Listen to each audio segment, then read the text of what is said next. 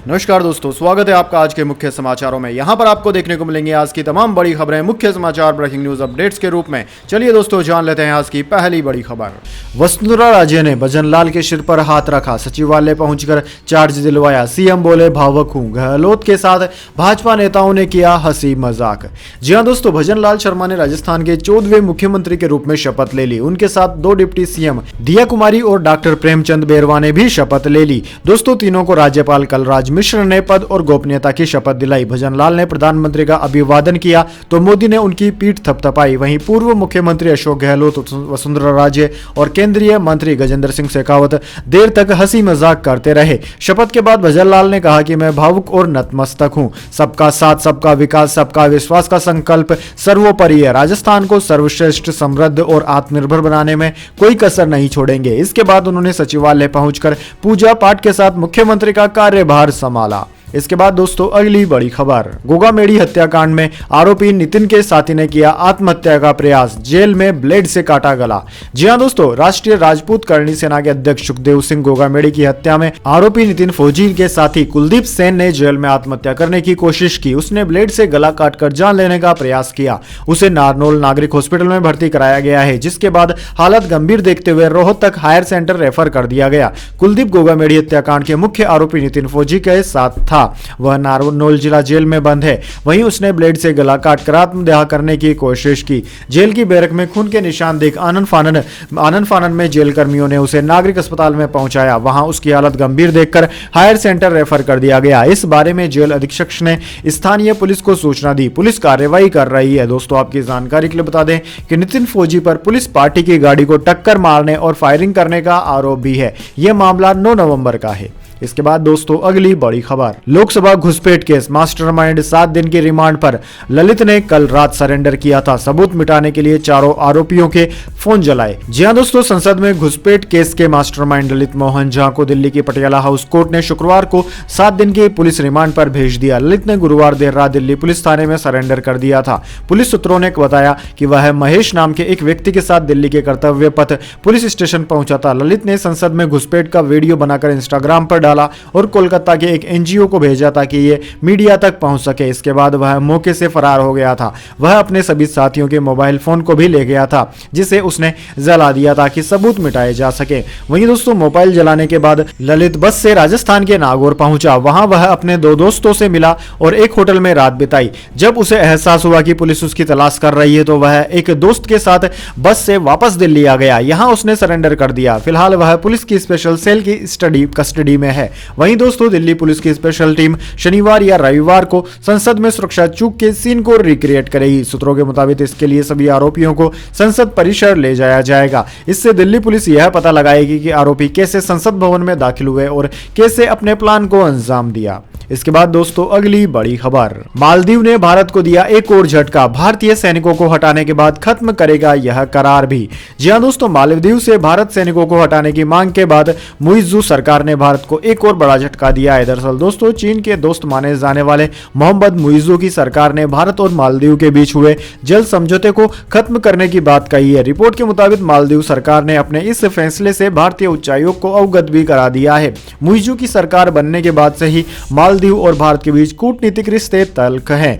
मालदीव के नए राष्ट्रपति मोहम्मद मुइज़्ज़ू और उनकी पार्टी को चीन समर्थक के रूप में देखा जाता है। मुइज़्ज़ू की पार्टी ने पूर्व राष्ट्रपति इब्राहिम मोहम्मद सोलिह को सत्ता से हटाने के लिए चुनाव में इंडिया आउट कैंपेन का नारा दिया था। इसके बाद दोस्तों, अगली बड़ी खबर। मथुरा ईदगाह सर्वे रोकने से सुप्रीम कोर्ट का इनकार, मुस्लिम पक्ष की याचिका खारिज। हाईकोर्ट ने श्री कृष्ण जन्म स्थान शाही ईदगाह के सर्वे का आदेश दिया था। जी हां दोस्तों, मथुरा में श्री कृष्ण जन्म स्थान शाही ईदगाह के कमिश्नर सर्वे पर रोक लगाने से सुप्रीम कोर्ट ने इनकार कर दिया है। शुक्रवार को सुप्रीम कोर्ट ने मुस्लिम पक्ष की याचिका खारिज करते हुए कहा कि अगर सर्वे से दिक्कत है तो प्रॉपर तरीका अपनाएं, इसके बाद सुनवाई पर विचार किया जाएगा। इलाहाबाद हाईकोर्ट ने गुरुवार को विवादित स्थल का कमिश्नर सर्वे का आदेश भी दे दिया था। शाही ईदगाह मस्जिद और सुन्नी सेंट्रल वक्फ बोर्ड ने वर्चुअली इस आदेश को सुप्रीम कोर्ट में चुनौती दी थी। इसमें कमिश्नर सर्वे और हाईकोर्ट की कार्रवाई पर रोक लगाने की मांग की गई थी। वहीं दोस्तों, सुप्रीम कोर्ट ने इससे इनकार करते हुए कहा कि कार्रवाई को चलने दें। इसके बाद दोस्तों अगली बड़ी खबर, चेक रिपब्लिक में निखिल गुप्ता को जबरन गोमांस खिलाया, पन्नू मामले में आरोपी ने सुप्रीम कोर्ट में लगाई याचिका, कहा परिवार को भी जान का खतरा। जी हां दोस्तों, खालिस्तानी आतंकी गुरपतवंत सिंह पन्नू की हत्या की साजिश के आरोपी निखिल गुप्ता की ओर से उसके परिवार ने सुप्रीम कोर्ट में एक याचिका दायर की है। इसमें आरोप लगाया गया है कि निखिल को पराग यानी कि चेक रिपब्लिक की जेल में गैर कानूनी तरीके से कैद करके रखा गया है। जेल में उसे खाने के लिए जबरन सुअर और गाय का मीट दिया गया, जो हिंदू रीति रिवाजों के खिलाफ है। उसने अधिकारियों को इस बारे में बताया भी, लेकिन उसे शाकाहारी खाना नहीं मिला। पराग के अधिकारियों ने उससे कहा था कि अमेरिका की इजाजत के बिना वह किसी को भी फोन नहीं कर सकता। मीडिया रिपोर्ट्स के मुताबिक निखिल को पहली बार 19 जुलाई को भारतीय अधिकारियों से संपर्क करने की इजाजत दी गई। तब तक उसकी गिरफ्तारी को 20 दिन हो चुके थे। इसके बाद दोस्तों अगली बड़ी खबर, नाबालिग से दुष्कर्म केस में बीजेपी विधायक को 25 साल की सजा, जा सकती है विधानसभा सदस्यता भी। जी हां दोस्तों, उत्तर प्रदेश के बीजेपी नेता रामदुलार गोंड को नाबालिग से दुष्कर्म के मामले में शुक्रवार को कोर्ट से सजा सुनाई गई। लगभग 9 साल तक चले लंबे मुकदमे में बीजेपी विधायक को कोर्ट ने बीते दिनों दोषी करार दिया। अब शुक्रवार को विधायक को 25 साल की कैद की सजा सुनाई गई है। अपर सत्र न्यायाधीश ने बीजेपी विधायक पर 10 लाख रुपए का जुर्माना भी लगाया। जुर्माने की रकम पीड़िता को पुनर्वास के लिए दी जाएगी। 25 साल की सजा मिलते ही रामदुलार गोंड पर विधायकी जाने का खतरा भी बढ़ गया है। उधर दोस्तों उत्तर प्रदेश के सोनभद्र की अंतिम विधानसभा दुद्दी 403 अनुसूचित जनजाति के लिए आरक्षित के वर्तमान विधायक रामदुलार गोंड के खिलाफ 4 नवंबर 2014 को इस क्षेत्र की रहने वाली एक नाबालिग ने दुष्कर्म और पोस्को के तहत मुकदमा दर्ज कराया था। आरोप था कि विधायक उससे लगातार 1 साल से दुष्कर्म कर रहा था। उस समय पीड़िता की उम्र मात्र 15 साल थी। पीड़िता के भाई ने बताया कि वारदात के समय रामदुलार गोंड की पत्नी सुरतन देवी ग्राम प्रधान थी। रामदुलार गोंड की छवि एक दबंग नेता की थी। रामदुलार साल 2022 में दुद्दू क्षेत्र से बीजेपी विधायक निर्वाचित हो गया। इसके बाद दोस्तों अगली बड़ी खबर, मुंबई इंडियंस के कप्तान होंगे हार्दिक पांड्या। एमआई को 5 खिताब दिला चुके रोहित की जगह ली पांड्या गुजरात को चैंपियन बना चुके हैं। जी हां दोस्तों, भारतीय टीम के allrounder Hardik Pandya Indian premiere league के 2024 सीजन में मुंबई इंडियंस की कप्तानी करेंगे। वे एमआई को 5 खिताब दिला चुके रोहित शर्मा की जगह लेंगे। मुंबई इंडियंस ने इसकी जानकारी प्रेस रिलीज कर जारी कर दी है। हालांकि फ्रेंचाइजी ने रोहित शर्मा की भूमिका स्पष्ट नहीं की है। फ्रेंचाइजी ने 19 दिन पहले पांड्या को गुजरात टाइटंस के साथ 15 करोड़ रुपए में ट्रेड किया था। पांड्या के लिए दोनों फ्रेंचाइजी के बीच ऑल कैश डील हुई थी। तभी से पांड्या के कप्तान बनने के कयास लगाए जा रहे थे। वहीं दोस्तों फ्रेंचाइजी ने शुक्रवार को बयान जारी करते हुए कहा कि ऑलराउंडर खिलाड़ी पांड्या मुंबई इंडियंस के कप्तान के रूप में कमान संभालने के लिए तैयार हैं। वे सबसे लंबे समय तक सेवा देने वाले और सबसे सफल कप्तान रोहित शर्मा की जगह लेंगे। दोस्तों आपकी जानकारी के लिए बता दें, मुंबई की फ्रेंचाइजी ने कप्तानी के लिए रोहित शर्मा के बाद हार्दिक पांड्या पर भरोसा जताया है। पांड्या ने पहले ही सीजन में गुजरात टाइटंस को चैंपियन बनाया था। गुजरात की टीम 2022 के सीजन में चैंपियन बनी और 2023 में रन अप रही। इसके बाद दोस्तों अगली बड़ी खबर, पाकिस्तान सेमीफाइनल में उलटफेर का शिकार, भारत भी एशिया कप से बाहर, बांग्लादेश ने हराया। जी हां दोस्तों, एशिया कप अंडर 19 के सेमीफाइनल में बड़ा उलटफेर देखने को मिला। अरीफुल इस्लाम की आक्रामक बल्लेबाजी और बाएं हाथ के तेज गेंदबाज मारूफ मुद्दा की शानदार गेंदबाजी से बांग्लादेश ने भारत को हराकर टूर्नामेंट से बाहर कर दिया। वहीं दोस्तों शुक्रवार को एससीसी अंडर 19 एशिया कप के सेमीफाइनल में भारत पर 4 विकेट की आसान जीत के साथ फाइनल का टिकट उसने कटा लिया। फाइनल में बांग्लादेश के सामने यूएई की चुनौती होगी, जिसने एक अन्य सेमीफाइनल में पाकिस्तान को 11 रन से हराकर उलटफेर किया। इसके बाद दोस्तों अगली बड़ी खबर, ओला ने भारत का पहला एआई मॉडल कृत्रिम लॉन्च किया। ये 22 भारतीय भाषाएं समझ सकता है। चैट जीपीटी गूगल बोर्ड को देगा टक्कर। जी हां दोस्तों, ओला कैब और इलेक्ट्रिक के फाउंडर भाविश अग्रवाल ने 15 दिसंबर को भारत का पहला आर्टिफिशियल इंटेलिजेंस मॉडल कृत्रिम लॉन्च किया। ये model open AI chatbot, chat GPT और गूगल के बोर्ड को टक्कर देगा। लॉन्च इवेंट के दौरान अग्रवाल ने कृत्रिम से पासवर्ड एआई चैटबॉट दिखाया, जो कि चैट जीपीटी और बोर्ड की तरह सवालों के जवाब देता है। यह 22 भारतीय भाषाओं को समझ सकता है और हिंदी, तेलुगु, मराठी जैसी 10 भाषाओं में टेक्स्ट तैयार कर सकता है। इसके बाद दोस्तों अगली बड़ी खबर, अशोक गहलोत ने नए सीएम भजन लाल शर्मा को दी बधाई, कहा आशा है हमारी योजनाओं को आप जारी रखेंगे। जी हां दोस्तों, राजस्थान के पूर्व सीएम अशोक गहलोत ने भजन लाल शर्मा को नए सीएम के रूप में शपथ लेने पर बधाई दी। गहलोत ने साथ ही कहा कि उन्हें आशा है कि नई सरकार हमारी चिरंजीवी, अन्नपूर्णा, उड़ान, ओपीएस समेत अन्य सामाजिक सुरक्षा की योजनाओं को मजबूती देगी। अशोक गहलोत ने भी जयपुर में आयोजित शपथ ग्रहण समारोह में हिस्सा लिया था और इस दौरान केंद्रीय गृह मंत्री अमित शाह समेत बीजेपी के वरिष्ठ नेताओं के साथ साथ बातचीत करते हुए भी वे देखे गए थे।